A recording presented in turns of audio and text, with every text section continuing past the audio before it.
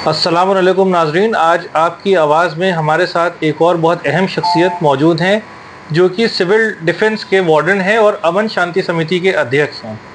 और जैसा कि मैंने वादा किया था कि हर नए एपिसोड में नई शख्सियत रहेंगी, तो इनको किसी ज़्यादा तारुफ की ज़रूरत नहीं, क्योंकि पुराने लखनऊ में कोई शायद ही ऐसा होगा जो इनको ना जानता हो, क्योंकि इन्होंने लोगों के इतने काम किए हैं और हर एक की आवाज़ के ऊपर और हर एक के दर्द के ऊपर ये सबसे पहले इस शहर में है जो हमेशा से खड़े रहते हैं। आइए इनसे हम बातचीत करते हैं और इनसे जानते हैं रमज़ान पाक मुबारक महीना जो चल रहा है उसकी अहमियत सबसे पहले क्या। अस्सलाम वालेकुम हज़रात। वालेकुम अस्सलाम रहमतुल्लाहि व बरकातहू। आपका सबसे पहले खैर मकदम है हमारे न्यूज़ चैनल। सर, रमज़ान मुबारक पाक महीना जो है इसके ऊपर थोड़ा सा आप हमारे व्यूवर्स को पहले। देखिए, रमज़ान मुबारक जी। पाक महीना तो है ही है, बरकतों का महीना है, माफ़ी का महीना है, माफ़ी मांगने का महीना है, अल्लाह को और उसके रसूल को खुश करने का महीना है, अपनी गलतियों पर माफ़ी मांगने का महीना है, और एक बहुत अच्छा महीना है, सब्र का महीना है। रमज़ान पाक मुबारक महीने की जितनी तारीफ़ की जाए कम है, क्योंकि साल के 12 महीनों में ये एक महीना ऐसा आता है जो सबसे ज़्यादा अहमियत का महीना है मुसलमानों के लिए। हम सब क्योंकि मुसलमान हैं और दीन से ताल्लुक़ रखते हैं, अल्लाह ताला से ताल्लुक़ रखते हैं, तो रमज़ान की हम लोगों की निगाह में एक अलग ही अहमियत है। रमज़ान हम लोगों के लिए पाक महीना माना जाता है और है भी। जी। मग़फ़रत का महीना है, सब्र का महीना है, इंसानियत को जो है इंसानियत के साथ जोड़ने का महीना है, बिल्कुल सही। और अल्लाह ताला से माफ़ी मांगने का महीना है, जी जी। और इबादत का महीना है। अल्लाह ताला इसमें कहता है कि मांगो, क्या मांगोगे सच्चे दिल से, और हम तुम्हारी हर मुराद को पूरी करेंगे, जो नेक होगी और अच्छी जो भी मुराद होगी उसको हम पूरा करेंगे। अल्लाह ताला का ये वादा है। हम लोग मुसलमान यही कोशिश करते हैं कि इस महीने में ज़्यादा से ज़्यादा इबादत की जाए, ज़्यादा से ज़्यादा खैरात की जाए, ज़्यादा से ज़्यादा ज़कात जो बने वो दी जाए, और अल्लाह ताला को खुश किया जाए। माफ़ी मांगते हैं कि अल्लाह ताला मेरे जाने अनजाने गुनाहों को माफ़ फरमाइए और आगे गुनाह से बचाइए। ये हम लोगों का एक फरीज़ा है मुसलमानों का, जो रहती दुनिया तक रहेगा इंशाअल्लाह। बहुत खूब आपने सर बताया।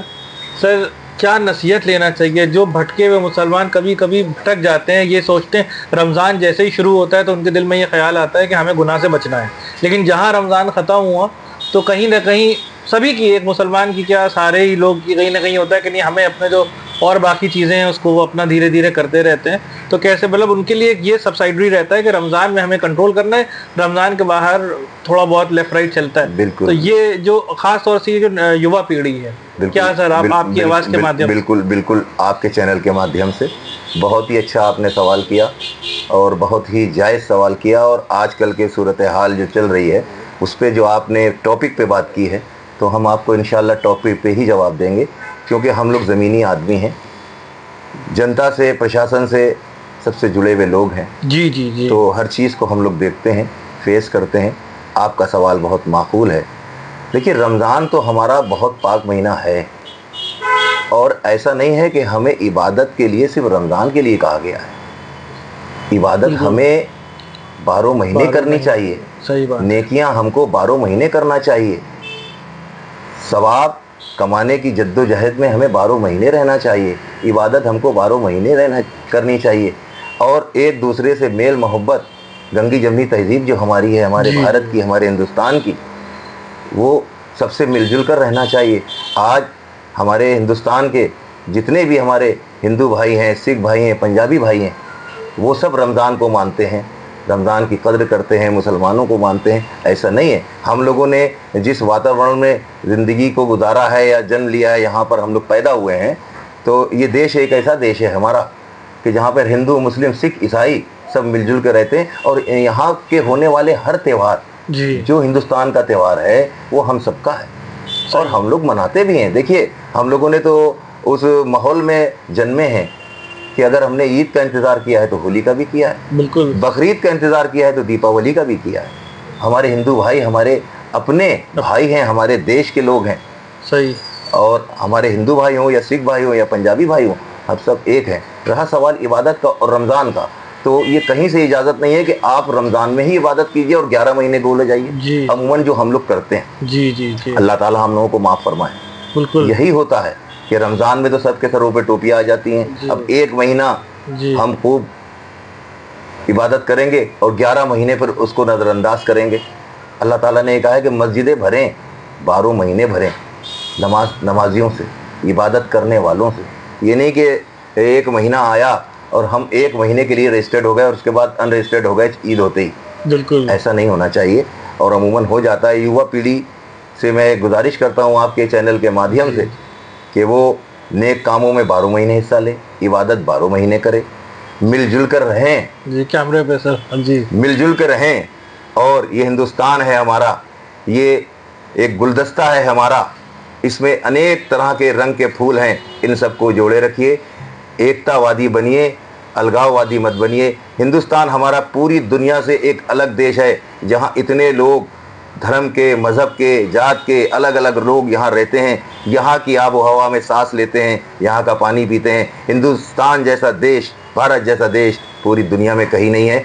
मेरा आपके चैनल से अपनी युवा पीढ़ी को, अपने देश के लोगों से, अपने प्रदेश के लोगों से यही निवेदन है, यही गुजारिश है कि मेहरबानी करके सब एक दूसरे से मिल के रहिए, एक दूसरे के दुख दर्द में खड़े होइए, एक दूसरे के त्योहारों को मिलजुल कर मनाइए और यही हमारी गंगे जमनी तहजीब है, इसको हमेशा बरकरार रखिए। सर एक लास्ट क्वेश्चन ये आपसे पूछना है कि अमन शांति समिति, इसका उद्देश्य क्या है? अमन शांति समिति के नाम में ही इसका उद्देश्य है जी, अमन शांति समिति तो है ही है जी। जब हमारे शहर में, हमारे मोहल्ले में, हमारे देश में अमन और शांति रहेंगे तो हम तरक्की करेंगे। सर कितना टाइम हो गया आपको इससे देखिए, अमन शांति समिति को 15 साल हो गए, तीसरा टर्म है हमारा माशाल्लाह, और 5 साल पे रिन्यूअल होता है। अच्छा, रजिस्ट्रेशन फर्म है जी जी। और इसमें अनेक मोहल्ले के, मतलब अलग अलग मोहल्ले के 2-2 4-4 लोग हैं। इसमें मुस्लिम हैं, हिंदू भाई हैं, सिख भाई हैं, शिया भाई हैं, सुन्नी भाई हैं, सभी को मिला जुला के बनाया गया है और विभिन्न क्षेत्रों के लोग इसमें हैं और जो अमन के लिए काम करते हैं और हम लोग उसको आगे बढ़ाते हैं। जैसे कि हमें माननीय प्रधानमंत्री जी हमेशा कहते हैं सबका साथ सबका विकास, तो वही चीज़ है कि आपके देखिए, सबका साथ में ही सबका विकास है। बिल्कुल सही है, यूनिटी पावर, जी जी, यूनिटी ही पावर है, एकता में बल है। तो जब हम मिलजुल के रहेंगे तो हम तरक्की करेंगे, देश तरक्की करेगा। अभी कुछ महीनों पहले अमन शांति समिति की ओर से हम लोग पंजाब भी गए थे, जो वहाँ बाढ़ आई थी जी जी, और बहुत ज़्यादा विनाश हो गया था वहाँ पर किसान भाइयों का।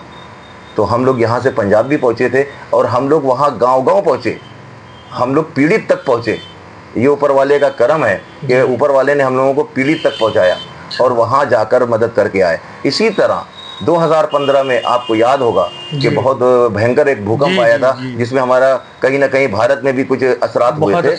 तो उसमें भी एक ट्रक माल लेके हम लोग 2015 में 7 आदमी की टीम बना के हम लोग उस वक्त भी नेपाल पहुंचे थे और जहां पर पीड़ित थे वहां पर हम लोगों ने जाके अपना कैंप लगाया और पीड़ितों को अपने हाथ से यहाँ से जो भी खाक सामग्री ले गए थे वो दिया। नेपाल गृह मंत्रालय ने हम लोगों को बाद में एक लेटर दिया जिसमें हम लोगों का उन्होंने सम्मान किया। वो लेटर आज भी मेरे पास रखा है। फिर जब हम लोग भारत लौटे हैं तो यहाँ भी DM राजशेखर जी ने हम लोग का सम्मान किया। उसके अलावा तमाम अधिकारियों ने किया, जिला प्रशासन ने किया, संस्थाओं ने किया, गली मोहल्ले वालों ने किया, बहुत सम्मान हुआ। खैर ये तो अलग बात है, लेकिन दिल ये खुश हुआ कि हम लोग पीड़ितों के लिए कुछ कर पाए, देश ही नहीं विदेश में भी जाकर कुछ करके आए। बहुत खूब सर। और हम यही अपने व्यूअर्स से भी कहेंगे कि जैसे सर ने ये चीज़ बताई और ये वाला पूरा प्रोग्राम अभी बताया, ये जो इंसिडेंट वहाँ पे हुआ इसमें ये इन्होंने बढ़ चढ़ के सबसे आगे रहे, तो ये सभी को इस चीज़ के लिए सोचना चाहिए और एक इससे प्रेरणा लेनी चाहिए। सर आपकी आवाज़ को अपना कीमती वक्त देने के लिए बहुत बहुत शुक्रिया। आपका बहुत बहुत शुक्रिया कि आप लोगों के चैनलों के माध्यम से हम लोग कुछ कह पाते हैं, कुछ सुन पाते हैं, अपनी आवाज़ देश की जनता तक पहुंचाते हैं, क्योंकि जनता के ही साथ हम लोग रहते हैं। हम लोग ज़मीनी स्तर से जुड़े हुए लोग हैं, ज़मीनी काम करते हैं, समाज के लिए सेवा करते हैं और ये कोशिश करते हैं कि ऊपर वाला अल्लाह ताला, ईश्वर भगवान इसको कबूल फरमाए। क्योंकि ये मेरा मानना है कि दुनिया में तो करोड़ों लोग हैं, ऊपर वाले ने हर एक को नहीं चुना नेक कामों के लिए। अगर जिसको चुना है तो ये उसकी अपनी खुशनसीबी है। वो ये मत समझे कि मैं किसी के लिए कुछ कर रहा हूँ, वो ये समझे कि ये मेरी खुशनसीबी है, ऊपर वाले का एहसान है हम पर कि उसने हमको एक अच्छे काम के लिए चुना है, जो अच्छे काम हमसे ले रहा है। सही बात बाकी है। तो दुनिया में करोड़ों लोग पड़े हैं जिनसे नहीं ले रहा है, जिनसे ले रहा है तो फिर ले रहा है, और जिनसे ले रहा है तो ये समझ लीजिए उनकी खुशनसीबी है। सही बात है, मैं इसमें अपने आप को एक छोटा सा खुशनसीब मैं भी समझता हूँ, एक छोटा सा आदमी हूँ, छोटी सी मेहनत करता हूँ, छोटी सी कोशिश करता हूँ, और कहीं ना कहीं ऊपर वाले की तरफ से कामयाबी मिलती है। तो जिस वक्त कामयाबी मिलती है तो दिल बहुत खुश होता है, और मैं शुक्रगुजार होता हूँ अल्लाह ताला का कि अल्लाह ताला आपने नेक काम के लिए कबूल फरमाया, आगे भी कबूल फरमाते रहिए और नेक काम हम लोगों से लेते रहिए। आपका बहुत बहुत शुक्रिया। बहुत शुक्रिया।